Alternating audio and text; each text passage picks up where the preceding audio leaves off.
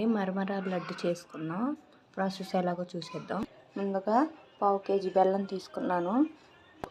దాన్ని పాకం వచ్చేంత వరకు మరగబెట్టుకోవాలి. దాంట్లో కొంచెం ఇలాచి వేసుకోవాలి. చూడండి, చాలా ఈజీ అండి, సింపుల్గా ఇంట్లోనే చేసుకోవచ్చు. చూడండి, పాకం ఇలా మరుగుతున్నప్పుడు కొంచెం మరీ పాకం ఏం అవసరం లేదండి, ఇలా ఉంటే సరిపోతుంది. ఇలా మరుగుతున్నప్పుడు మరమరాలు వేసుకోవాలి. చూడండి, చక్కగా కలిసిపోయింది కదా.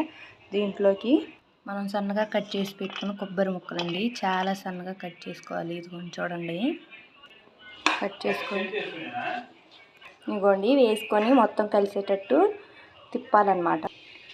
అంతేనండి, స్టవ్ ఆఫ్ చేసుకొని లడ్లుగా చుట్టుకోవడమే.